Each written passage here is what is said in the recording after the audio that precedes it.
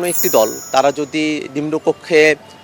১৫০ আসন পায়, উচ্চকক্ষে তারা ৫০টি আসন পাবে, এই পদ্ধতিতে না থেকে বরং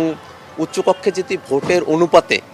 সেখানে প্রতিনিধিত্ব ঠিক করা হয়, তাহলে নির্বাচনে অংশগ্রহণ করা দলগুলো যারা অন্তত ১% ভোটও পেয়েছে তাদেরও একজন প্রতিনিধি আপার হাউজে থাকবে এবং এর মধ্য দিয়ে বাংলাদেশে আসলে ডায়ালগ নির্ভর একটা গণতন্ত্রের চর্চা আমরা তৈরি করতে পারবো এবং লোয়ার হাউস আপার হাউস সেখানে সংবিধান সংশোধনের মতো বিষয়গুলো সেটা এক দলের কর্তৃত্বে আর সম্ভবপর হবে না। আপার হাউসে যদি অনেক দলের একটা অংশগ্রহণের জায়গা আমরা তৈরি করতে পারি, বহুদলীয় গণতন্ত্রের চর্চাটা সেখানে থাকে, সেক্ষেত্রে কোনো একটা মৌলিক পরিবর্তন সংবিধানে করতে হলে একটা দলের এজেন্ডায় সম্ভবপর হবে না, যেহেতু সংবিধান গোটা জাতির একটা দলিল, সেই দলিলের জায়গা থেকে গোটা জাতিকে কনভিন্স করে নিয়ে এসে তারপরেই সংবিধানটাকে একটা সংশোধনের দিকে যাওয়ার মতো একটা পরিবেশ আমরা তৈরি করতে পারবো। এবং বাংলাদেশে আসলে ডায়ালগের পরিস্থিতিগুলো না থাকার কারণেই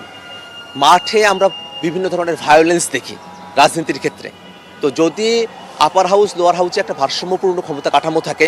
তাহলে মাঠ পর্যায়ে যে ধরনের ভায়োলেন্সগুলো আমরা দেখি রাজনৈতিক, সেগুলো কিন্তু কমে আসবে, বাংলাদেশে একটা স্থিতিশীল পরিবেশ তৈরি হবে। এই কারণেই আমরা উচ্চকক্ষে পিআর চেয়েছি।